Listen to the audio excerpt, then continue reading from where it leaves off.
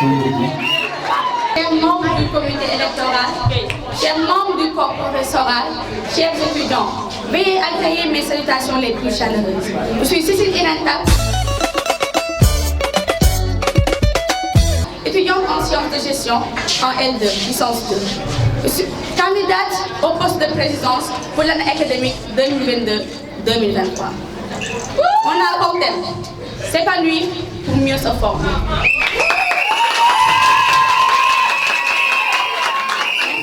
Je vais commencer d'abord par qu'est-ce que je sais faire. Voilà. Tout d'abord, je vais dire que certes, je ne sais pas faire trop de choses, mais ce que je sais, en est que je suis libre. Et par cela, j'ai appris beaucoup de choses.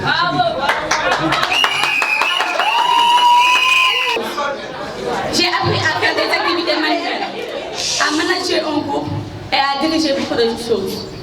Et par cela, je pense que je serai apte, si vous me le permettez bien sûr, d'être votre présidente.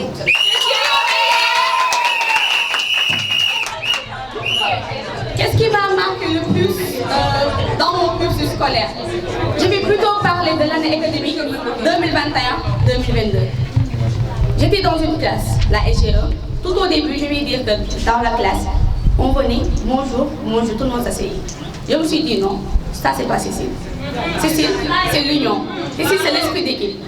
Donc j'ai pris le numéro de toute la classe. J'ai créé un groupe pour unifier la classe. Et à cela, je veux unifier aussi le chaos pour qu'on soit meilleur que ce qu'on était. Bonjour à tous. Je m'appelle Babacar Diané. Étudiant à SP de sciences politiques à l'UCAO Isaïe de Thiès. Je remercie tout d'abord vous étudiants, le corps électoral et les chers professeurs qui nous ont tout le temps accompagnés dans cette lancée. Donc, tout d'abord, je souhaite la bienvenue aux nouveaux étudiants de première année. Donc ici c'est la famille, c'est l'excellence, c'est la démocratie, comme notre parti le dit, la renaissance démocratique. Renaissance pourquoi? Nous voulons un UCAO nouveau, sur la base de projets solides, avec votre collaboration, et ensemble on va aller de l'avant.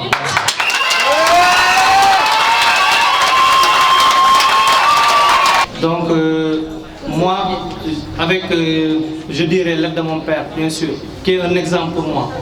Parce que mon père est affecté à l'administration publique, au trésor public de Dakar. Donc, avec lui, j'ai fondé l'association Diané Family.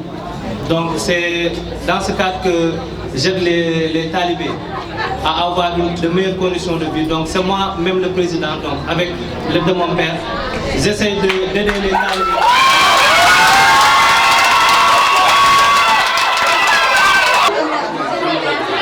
Donc je dis cela parce que pour moi l'important c'est les enfants, parce que j'adore les enfants, donc les talibés ça me touche que je les aide. L'autre fois, la semaine passée, on avait lancé la campagne Un talibé, un pull. Donc c'est pour la fraîcheur et tout, donc on va les aider à avoir des habits et tout. Donc c'est ça qui me tient à cœur, donc j'attends pas d'être par exemple un homme ou bien de finir mes études pour me lancer dans le travail. Donc en ce moment, je me forge à être un homme meilleur. Comme ça, quand je serai au top, je vais tout faire pour mon pays, le Sénégal.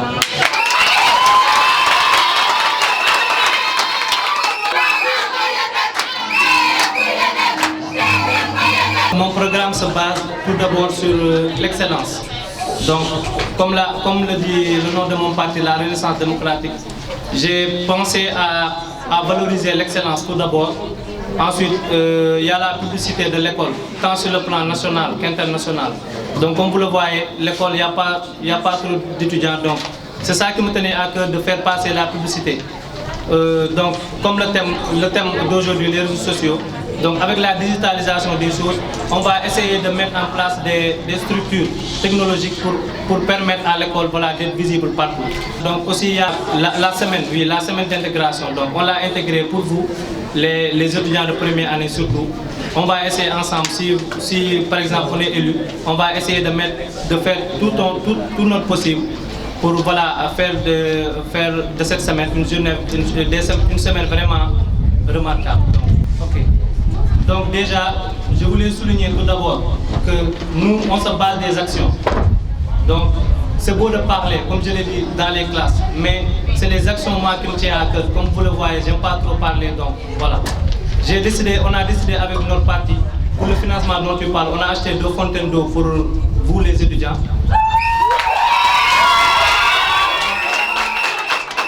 Donc, nous, on n'attend pas d'être élus pour faire des actions. Donc, ce qui nous importe, c'est notre université, déjà. Et aussi pour le financement, nous, notre parti, on peut dire qu'on n'attend rien de l'université, même si l'université doit apporter sa touche finale pour les projets qu'on doit entamer. Donc on a un financement, nous, on a des partenaires tout d'abord, donc on va essayer ensemble de voir comment on va gérer tout ça. Ma touche personnelle, c'est, comme je l'ai dit, la fraternité et la solidarité. Donc c'est ça qui me tient à cœur, la fraternité et la solidarité, parce que au fait, on ne peut pas être dans une université où les gens ne se connaissent pas, où on s'entraide, où il n'y a pas d'entraide. Donc c'est ça qui me tient à cœur.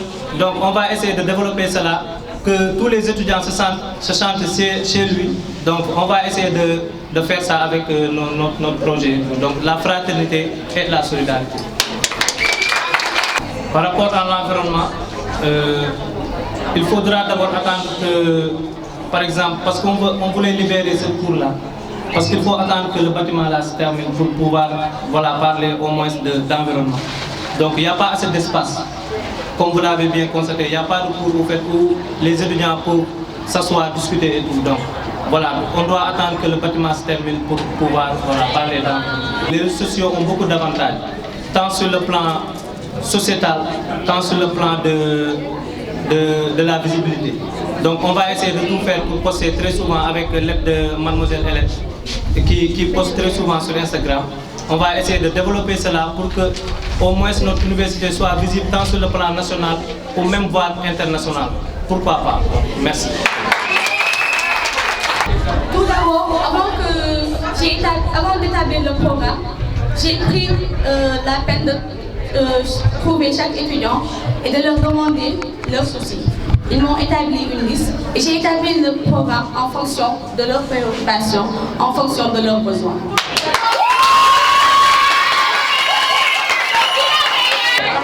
Le programme établi s'articule autour de 4 volets. Un volet pédagogique, un volet sportif, un volet culturel et découverte et un volet social humanitaire.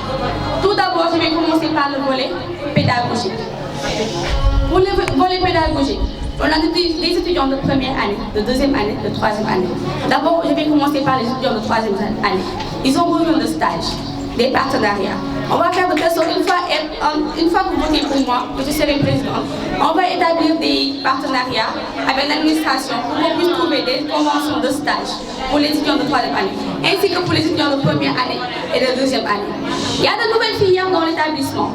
On va faire de telle sorte que l'administration fasse une rééquipation de la bibliothèque pour les manuels de qualité, pour les étudiants qui sont en qualité et des manuels pour les étudiants qui sont en agro-business.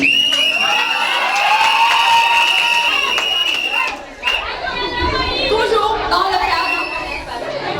cadre du volet pédagogique. À l'Italie, on quitte loin. Il y a ceux qui viennent de Kermoussa, de Séville, de Kourou. Même ici à Thiès, le transport ça coûte cher.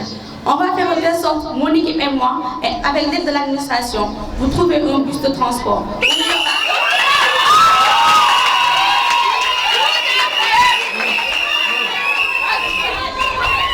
de transport avec subvention. Si vous devez payer 300 francs, vous allez payer au moins 150. Ça va diminuer le prix du transport. Sur le volet social et humanitaire, on va faire des journées de dons de sang. Des journées... Oui, excusez-moi. Toujours dans le volet pédagogique, on va faire une journée d'intégration. Parce que quoi qu'on dise, le BDE vous revient. C'est à vous les étudiants. Et surtout vous, les premières années. Dans le volet social et humanitaire, des dons de sang. Des journées de collecte de dons pour les prisons de la femme, pour la maison d'arrêt de correction. Et aussi faire une journée de discussion sur le dialogue islamo-chrétien. Parce qu'à l'UCAO, on a une diversité. Et aussi, on fera aussi dans le volet culturel des hawari à but lucratif, des soirées à but lucratif, un jumelage. On va accueillir ceux de Ziguinchor et aussi on va faire une sortie, des sorties pédagogiques et des sorties aussi amicales. Aussi, on va faire des matchs. Et on va participer dans tous les tournois interscolaires qui sont ici à Thiès. Pour ça va nous permettre d'avoir une visibilité ici à Thiès. Merci. Attendez, j'ai oublié quelque chose de très important. On a besoin d'un restaurant ici à Lyon.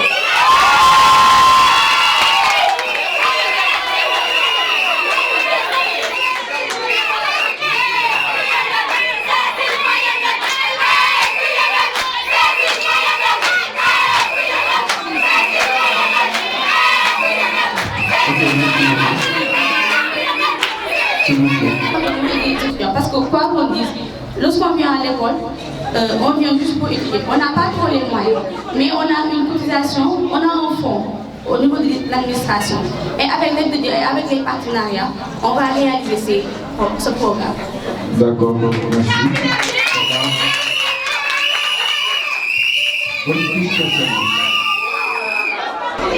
La touche personnelle que je veux ajouter à l'ICAO, c'est l'unification. Parce que moi, tout ce que je vis, c'est l'esprit d'équipe. L'esprit d'équipe, le partage. Avec l'unification, on peut arriver loin. Si on est unis, on peut arriver à tous nos projets, à tous nos programmes. Parce que lorsqu'on est unis, on dit que un seul, tu ne peux pas aller loin. Mais avec un groupe, tu peux dépasser des frontières. On peut aller loin avec un groupe. Et avec l'unification que je veux qu'il règne à l'ICAO. Parce que dans la dignité de l'ICAO, il y a science, foi, action. Et avec l'unification, ça va nous permettre de vivre cela. Par rapport au cadre environnemental, on va faire des journées de cécédale. Parce qu'on va regarder l'ICAO. S'il n'y a pas d'arbres et tout ça, des journées de reboisement. Pour amener notre école. C'est nous qui devons travailler notre environnement pour que ça soit bon. On ne doit pas attendre que ça finisse ou pas. C'est petit à petit que ça va venir. Qu'on fasse des journées de reboisement, des journées de cécédale. Mettre des fleurs. On a Agro-Business ici. On a Agro-Business, on a qualité. Donc ils vont nous aider à accomplir ces projets. À l'UCAO, on a une filière qui s'appelle informatique de gestion. Ce sont des informaticiens, des gestionnaires en même temps. Nous avons des programmes, ils apprennent la programmation. Et avec ça, avec leurs aides, par rapport aux réseaux sociaux, ils vont programmer ou faire des designs qui vont nous permettre d'avoir une visibilité.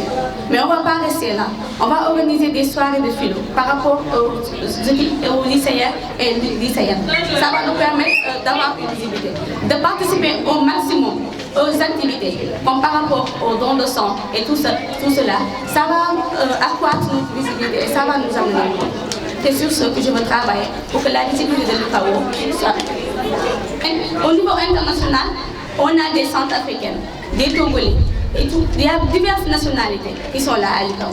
Donc grâce à eux, avec les programmations et tout ça, et la communication, ça va faciliter l'accès à l'UCAO et la visibilité de l'UCAO. Merci.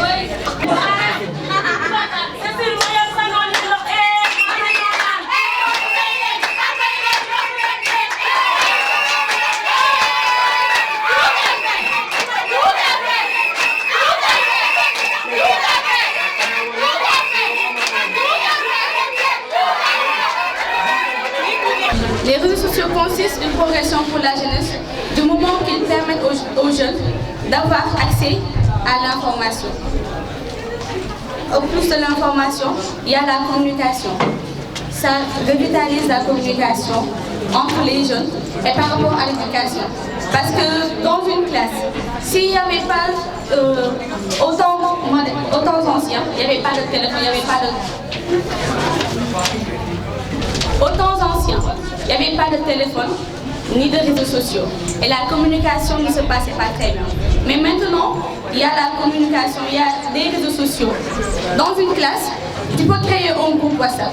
Vous pouvez discuter des sujets que le prof vous a donnés, les traiter là-dedans. Et les réseaux sociaux, ça facilite la communication, je l'ai déjà dit. Et aussi, excusez-moi. C'est une stratégie de la mondialisation. Parce que tu peux être là et à l'autre bout du monde et tu peux communiquer entre vous. Et ça a diminué le coût de la communication. Avec les téléphones, on payait cher.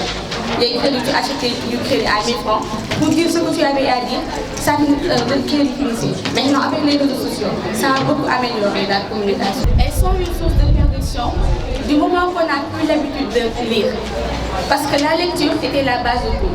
Maintenant, avec les réseaux sociaux, on ne lit plus. On ne lit plus. Et avec les réseaux sociaux, on n'a plus le sens de la familiarisation. Tu es dans une maison, ton frère est là, ta maman elle est là, tout le monde est sur son téléphone, sur les réseaux sociaux. Vous ne communiquez plus. Tu as du plaisir à communiquer avec l'autre, mais tu n'as pas du temps à communiquer avec les membres de ta famille. Vous qui êtes dans une même maison. Avec les réseaux sociaux, on note des harcèlements. Des harcèlements à n'en plus compter. Il y a aussi, comment je vais dire,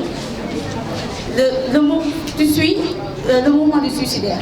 Parce qu'avec certains sites et tout ça, que tu regardes, il y a des jeunes, à force de regarder ça, ils finissent par se suicider.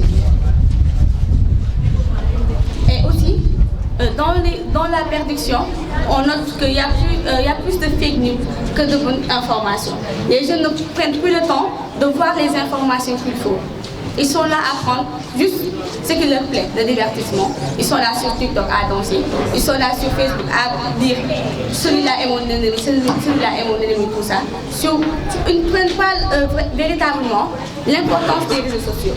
Parce que quoi qu'on dise, les réseaux sociaux, d'une manière ou d'une autre, avaient une source bien déterminée auparavant. Mais avec l'utilisation qu'on a tendance à faire, ça nous a amené à sa perte.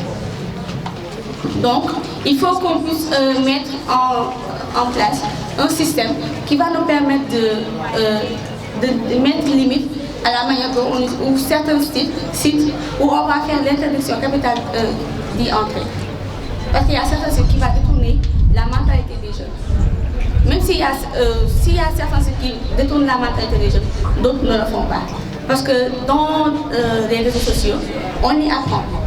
Comme étant étudiante à l'UBS, dans les réseaux sociaux, on y fait des recherches capitales, on y échange des cours, on y échange des explications. Ça nous permet de grandir.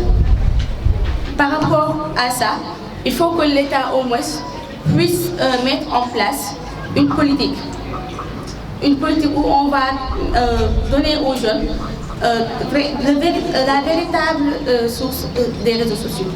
Parce que les réseaux sociaux, ce n'est pas simplement pour jouer ou quelque chose comme ça, c'est pour s'informer. Bien, bonjour à tous. Je m'appelle Caleb, je suis le directeur de campagne de mon potentiel président. Babacar, merci président. Ma question est de savoir, par rapport à ce que tu as dit sur... qu'est-ce que j'avais entendu quand tu as parlé de limitation des réseaux sociaux. Tu parles des DG qui sont aux États-Unis par exemple. Imagine maintenant si ils prennent aujourd'hui, ils limitent et que ça entraîne la chute financière de leur industrie. Je pense que vraiment ils vont rester à penser à la limitation. Parce que quand on parle de limitation aujourd'hui, la limitation a été évoquée plusieurs fois, mais ça n'a jamais passé. Quand on parle du géant de Pornhub actuellement, qui est le maître d'or de la pornographie, on l'a plusieurs fois, l'État américain lui a demandé de limiter son système de pornographie à ce que quand les gens utilisent à un point excessif, ça s'arrête. Mais c'est une question d'argent. Donc qu'est-ce que tu en dis par rapport à ça? Si ça doit entraîner la chute de son entreprise. Tout d'abord, la limite dont je parle, c'est par rapport aux accès, par rapport aux jeunes. Dans des sites, comme par exemple dans les sites de pornographie que tu viens de libérer, comme par exemple dans des sites qui vont faire de telle sorte que les jeunes vont tendre au mouvement suicidaire.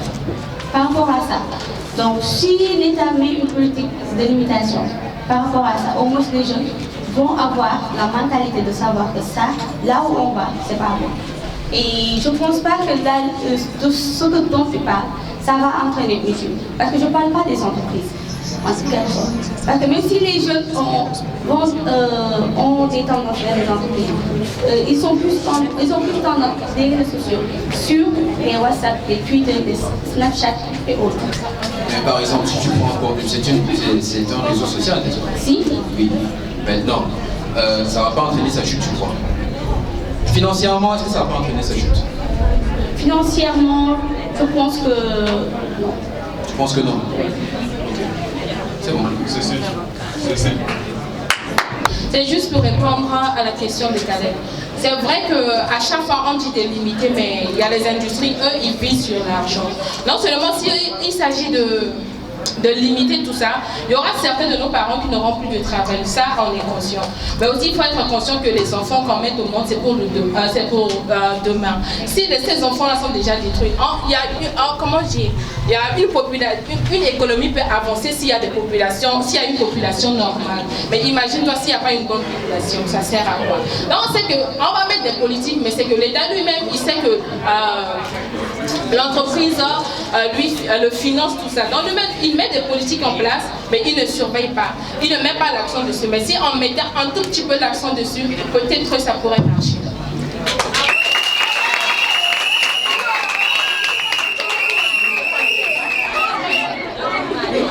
Bonjour à tous.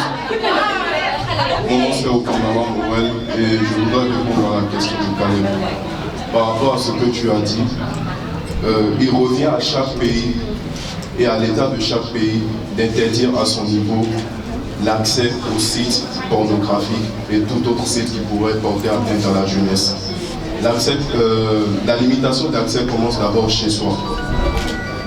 Les dirigeants de chaque pays sont en mesure, en droit, d'interdire l'accès à leur niveau parce qu'ils jugent que ça pourrait porter à la perdition de la jeunesse. Même si c'est une entreprise internationale, eux ils font leur business, certes c'est l'argent, mais si dans leur pays de base déjà, l'État à leur niveau n'interdit pas l'accès, ils gagnent déjà de l'argent. Pour viser un marché international, il faut être sûr que ce que tu fais est en mesure de satisfaire les besoins de la population, c'est de plaire à la population pour que cette population-là puisse pour qu'il y ait un retour sur l'investissement que tu as fait. Mais si déjà ce que tu fais porte atteinte à la valeur éthique, tu ne peux pas espérer que ça puisse toucher autant de monde comme ça. Donc les États eux-mêmes, à leur niveau, doivent d'abord mettre des limites d'accès pour ce genre de site. Et petit à petit, ça pourrait favoriser maintenant une limite à l'international. Maintenant, il revient aux entreprises, à ce genre d'entreprises-là, de sites, de limiter le contenu qu'ils diffusent à leur niveau pour que ça puisse un peu calmer la situation. Voilà ce que j'avais à dire. D'accord, merci beaucoup. Pour faire l'introduction de ce thème, les réseaux sociaux, je vais me baser du professeur Marita Ounian qui sort un discours, ça fait même pas un mois qu'il parle des réseaux sociaux.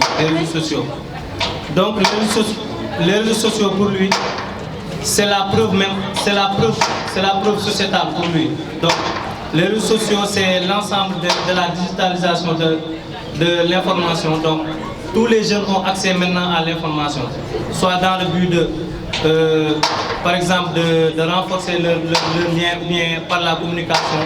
Voilà, tout ça. Donc c'est ce que j'ai fait. Une progression pour la jeunesse, parce que les jeunes ont tendance vraiment à se voir sur les réseaux sociaux.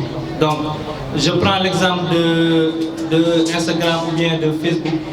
Donc les jeunes ont tendance à poster leurs photos ou bien des vidéos et tout. Donc là, ils vont échanger avec leurs fans et tout. Donc ils vont développer une communication et vraiment ça va les aider à se connaître et tout. Une source de perdition, je prends le chroniqueur, un médecin français, Jimmy Mohamed, qui dit que Steve Jobs ou Mark Zuckerberg ou bien Bill Gates, qui ont créé même les outils de l'information et de la communication, l'informatique. Donc eux-mêmes, ils ont tendance à interdire les enfants de se connecter. Pourquoi? Bill Gates il dit je ne vais pas donner de téléphone à mon enfant jusqu'à l'âge de 14 ans. Donc on se pose la question pourquoi? Parce que genre il dit qu'il juge que les réseaux sociaux ont tendance à pervertir la jeunesse. À pervertir la jeunesse par exemple, ils ont accès à tout. les informations ne sont plus filtrées. Il y a il y a le spectacle même de l'information. Donc voilà, nous sommes dans un monde du spectacle et vraiment, les jeunes ont tendance à se lancer sur ça. Une solution face à ce phénomène, c'est, je dirais, pas même solution, je dirais faire revenir les experts. Parce qu'on a dit, comme je l'ai dit tout à l'heure, nous sommes dans un monde de spectacle où les experts ne sont plus présents. Donc il faut créer une communauté d'experts qui sont là pour dire à la jeunesse, même ne pas interdire les réseaux sociaux, mais de leur dire que vraiment c'est bon, mais il faut penser à vous tout d'abord. Parce qu'on ne peut pas tout le temps être dans les réseaux sociaux du matin, midi, soir. Et aussi, ce qui me dérange au fait sur les réseaux sociaux, c'est au fait, il n'y a plus l'esprit d'équipe. Tu vois un groupe de personnes qui est là, au lieu de discuter, tout le monde est en train d'envoyer des messages, parler, je ne sais pas comment ils le font. Donc ça me tient à cœur sur ça. Parce que moi je me dis, quand on est en groupe, il faut parler, il faut discuter. Parce que c'est avec les échanges-là qu'on connaît plus nos différences. Donc on ne peut pas rester là à parler, on nous envoie un message, on attend l'autre vient pour qu'on réponde. Donc tout cela aussi, les jeunes n'ont plus de temps. On n'a plus le temps de faire la lecture, même si avec les téléphones on peut bien lire, parce qu'il y a des applications, il y a des PDF, que nous pouvons lire les informations. Mais aussi, la bibliothèque aussi, c'est quelque chose d'important. Donc voilà, c'est ce que j'ai à dire. Je tiens d'abord à lui jeter des fleurs pour sa présentation parce que c'est vraiment quelque chose on peut voir que c'est le résultat de plusieurs recherches. Aussi, merci pour la solution parce que science sans conscience n'est que ruine des larmes, ça c'est bien. Mais dis-moi, bon, j'ai deux questions. Penses-tu qu'on a sensibilisé des jeunes que ça c'est pas bien tout ça, mais on a vu des jeunes qui ont continué à faire ce que les autres ont fait, qu'on a diabolisé, mais eux ils continuent encore de le faire.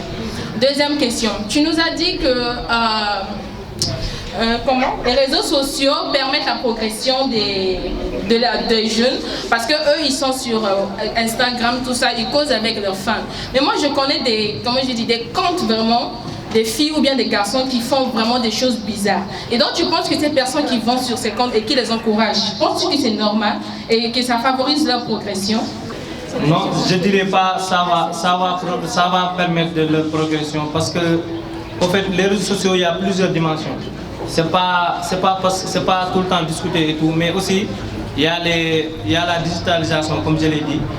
Il y a les gens qui trouvent leur compte, ou bien qui postent des vidéos pour leurs produits et tout. Donc ça va faire une fidélisation des clients et tout.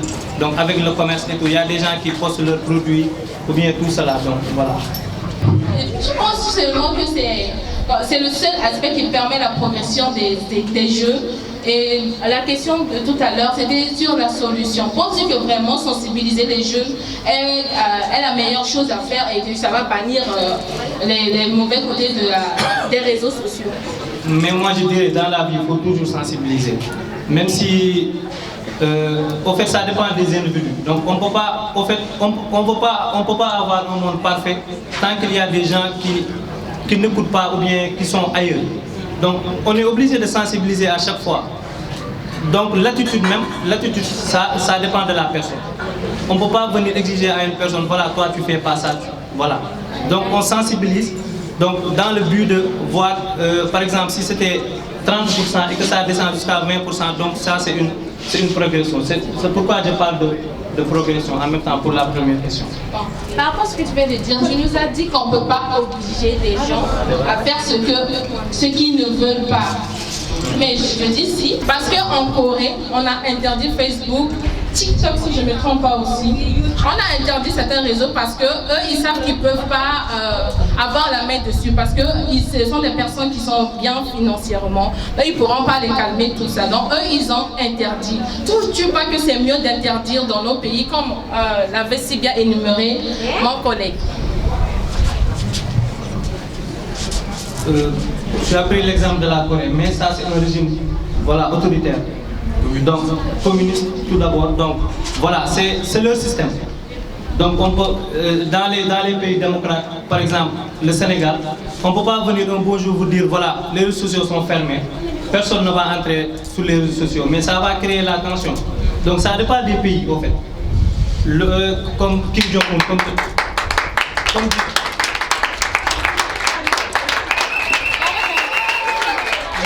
le président de la Corée, Kim Jong-un, comme je l'ai dit. Donc lui, c'est quelqu'un qui est autoritaire, qui défend ses valeurs même. Donc c'est pourquoi il a interdit, mais dans les régimes démocratiques, voilà, le Sénégal par exemple, on ne peut pas interdire cela. Donc il faut une limitation et la sensibilisation, ça c'est possible. Mais on ne peut pas l'interdire. Parce que les réseaux sociaux aussi participent au développement d'un pays. Par exemple, les élections. Je prends l'exemple des élections au Sénégal. Il faut que ça passe tout d'abord. Comment la personne doit se présenter, comment en fait présentation du candidat, des programmes. Donc ça passe par les réseaux sociaux. Donc on ne peut pas dire à un président, voilà, il n'y a pas de réseaux sociaux. Donc comment il va faire lui pour s'approcher de sa population? Il ne peut pas venir dans chaque maison, voilà, entrer et dire voilà mon programme et tout. Donc il est obligé de passer par les réseaux sociaux pour montrer ce qu'il doit faire. Donc c'est ça.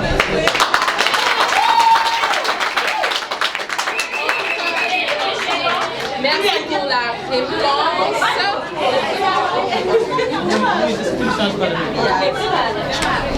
Merci pour ta réponse. Je ne te disais pas de supprimer les réseaux sociaux. Supprimer, bon, c'est moi qui ai mal formulé la question. Supprimer certains sites. En tout cas, merci pour la réponse.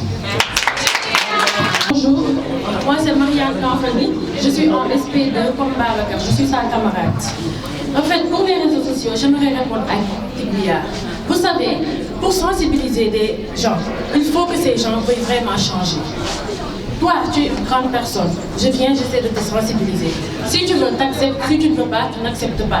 Je pense que ce ne sont que les petits-enfants qu'on peut commencer à aider dès le bas âge.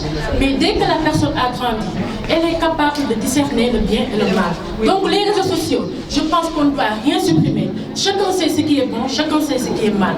Donc toi, si tu veux aller vers le mal, va vers le mal. Si tu veux aller vers le bon, va vers le bon.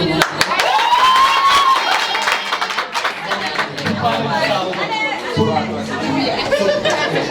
parler de ça, de ce que Kanfani a dit, en fait. Moi je pense que les réseaux sociaux, si on veut les limiter ou bien on veut stopper leur avancement, il faut d'abord penser au futur. Donc comme il a dit, c'est les enfants qu'on doit former. Ce sont eux l'avenir de demain. Donc c'est à eux d'inculquer les valeurs normatives pour qu'ils puissent, quand ils seront grands, éviter ce que les anciens ont fait. Donc c'est dans ce sens-là que je vais parler de limitation. Donc il faut passer d'abord des enfants pour leur montrer le bon exemple. Et après, quand ils seront grands, ils vont passer à d'autres choses. Ok, bon, pour répondre à ta question, c'est bon, pour répondre à ta question, c'est simple. On est musulman, on est chrétien. Quand on va à l'église, on dit quoi? Si tu regardes pornographie, là, tu vas en enfer, c'est fini. Tu vas faire quoi? C'est ça que tu vas dire. Est-ce qu'il va dire qu'il va aller continuer? Non, tu dis que Dieu nous fait de t'amener au paradis. Est-ce que ça c'est vrai? Non, je peux demander, est-ce que ça c'est vrai? Non. Parce que déjà, je suis sûr, parce que déjà le Coran, est-ce qu'on dit qu'on autorise? Est-ce qu'on dit qu'on autorise la pianicité ou bien l'abomination ou bien le sacrilège? Non? Ils ont dit démocratie, on va parler. C'est démocratie, on va parler. On a le temps, si l'administration est occupée, ils peuvent rentrer, mais on est entre nous. Bon, je crois que le système de la religion peut jouer un rôle majeur dans ce genre d'état. À moins que tu si c'est pas le cas, tu es que tu es païen. Parce que je sais que tout le monde ici a une religion et que ça se base aussi sur ça. Il faut aussi qu'à l'église, quand vous parlez, parce que je crois qu'on écoute plus les hommes religieux, n'est-ce pas, monsieur Célestin? Voilà. On écoute plus les hommes religieux. Donc, si on se base sur les hommes religieux aujourd'hui pour parler des réseaux sociaux, ce sera bien. Est-ce que tu ne vois pas beaucoup de prédicateurs qui parlent des réseaux sociaux? Maintenant, il faut lui dire quoi? Mais si c'est ça, pourquoi on prêche encore des péchés dans l'église? Mais c'est la démocratie. Moi, c'est bon, je me tais.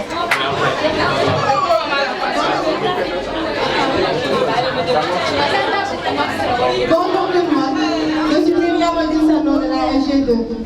Bon, j'aimerais répondre à Kanfani parce que je pense que les enfants, même nous là, on est mieux que les enfants qui sont nés là. Parce qu'imagine, un enfant de 1 an, il te dit, mets-moi de la connexion. Imagine, c'est que ça peut faire. Quand ces enfants deviendront grands, qu'est-ce qui va se passer dans ce pays? Franchement, je pense que on peut vraiment changer notre vie, changer tout, mais en commençant par nous. Parce que ces enfants-là, qu'ils puissent voir vraiment ce que nous avons laissé. Parce que nous aussi, on a des gens qui sont nés avant nous et qui ont vraiment réussi. Mais à notre époque, il y a les réseaux sociaux qui freinent vraiment notre développement. Et cela, c'est nous seulement qui pouvons combattre contre ça. Mais dire les petits-enfants, parce qu'un petit de 1 an qui te dit « mets-moi de la connexion », vraiment ça devient vraiment dangereux. Ou à 6 ans, on te dit « achète-moi un téléphone ou une tablette ».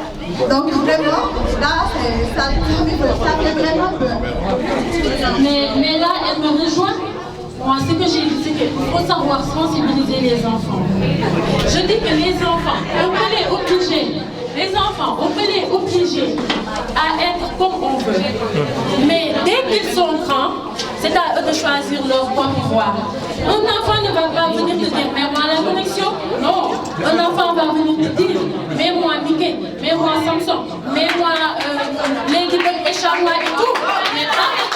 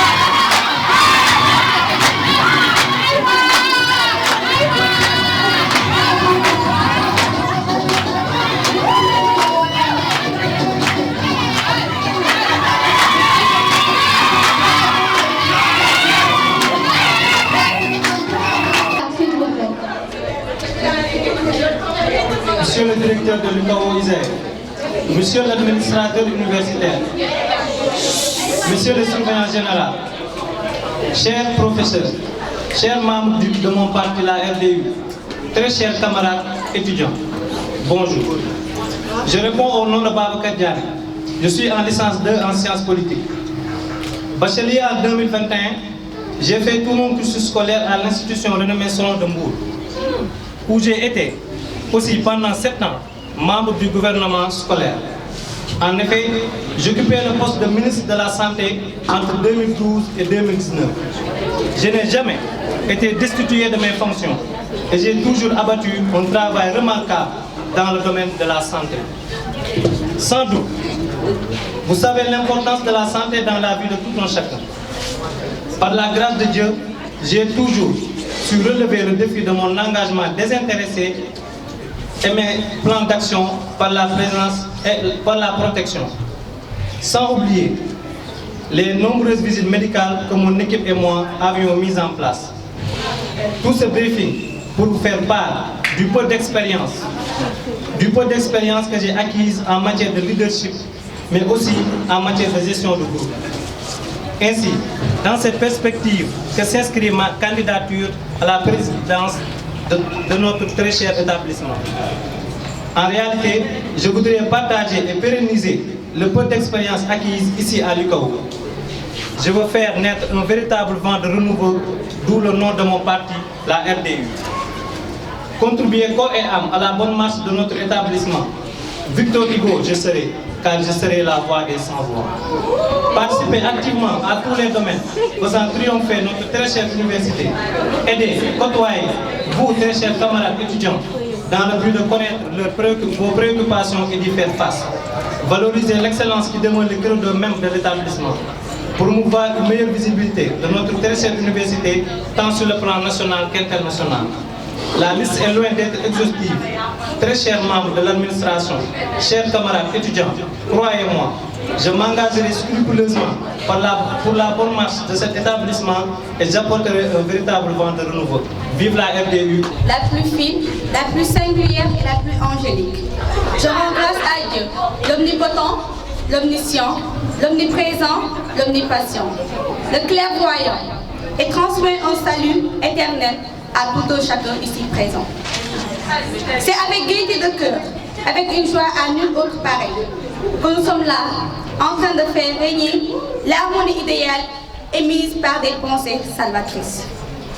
La joie qui me traverse m'est toute particulière, et c'est par des propos de cœur et non d'esprit que je demande à toute l'assistance de s'auto-applaudir.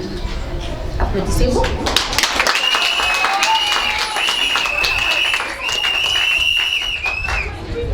Ce ne sont pas de mes habitudes de tenir un discours, mais parfois certaines situations nous y obligent.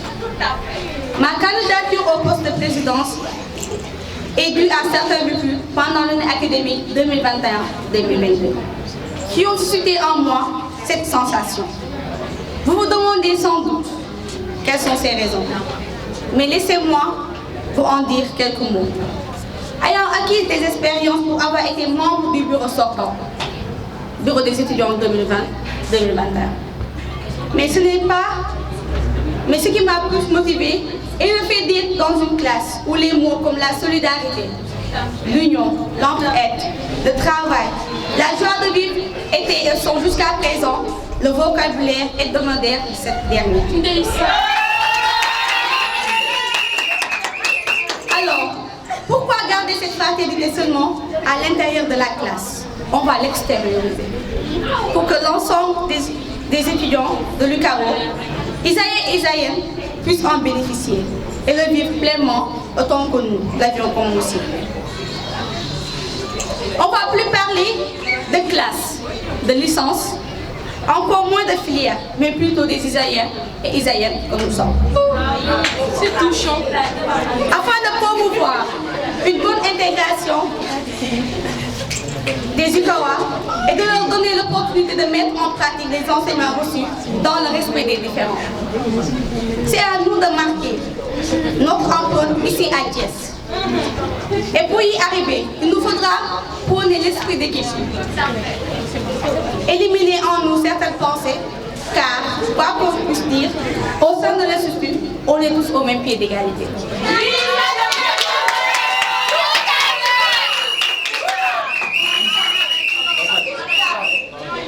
C'est à travers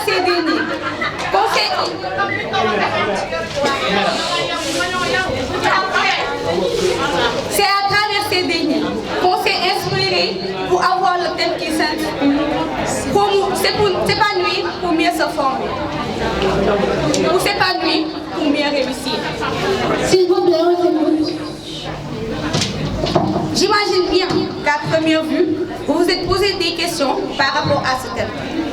Ce thème qui ne fut pas pris à la légère ne fait pas référence automatiquement à l'ambiance, bien vrai qu'il en fait partie.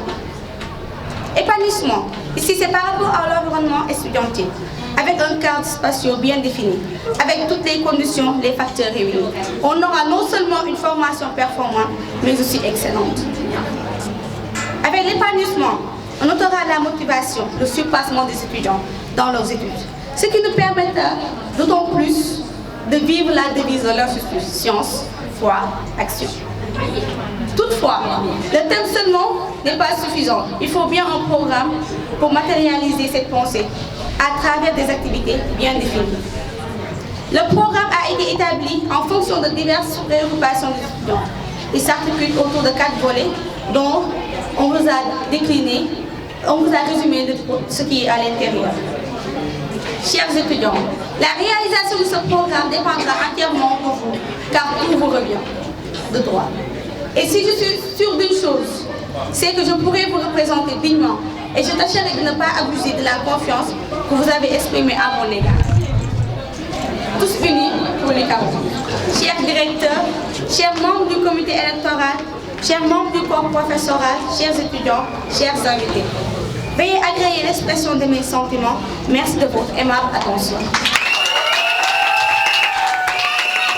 Je me suis porté volontiers à être candidat pour la présidence parce que je connais mes performances.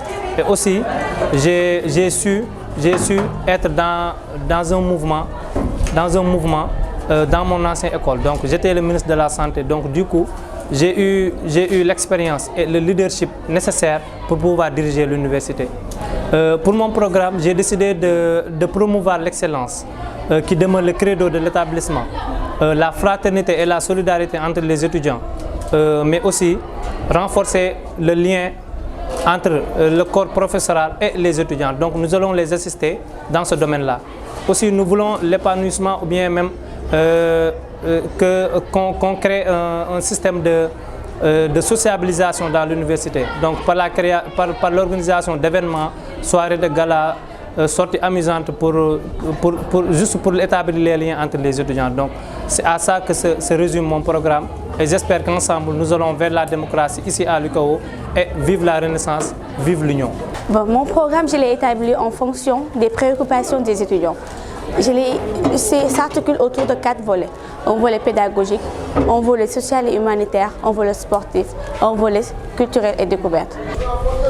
Et pour la réalisation de ce programme, je sollicite le vote des étudiants pour que afin je puisse les représenter dignement auprès de l'administration. Je serai la voix des sans-voix des étudiants. Et je veux les représenter dignement et faire de telle sorte que ne pas abuser de la confiance qu'elles m'ont donnée. Si je pense que je suis la candidate idéale, parce que je me suis rapprochée beaucoup des étudiants. Et pour avoir un lien avec les étudiants, ce n'est pas facile, surtout avec les nouvelles années. Mais je me suis rabaissée à leur niveau. Et je pense que si je les représente, je pourrais combattre à leur nom. Je pourrais être là où elles ne pourront pas être. Et je pense bien être la candidate. Je suis la candidate idéale.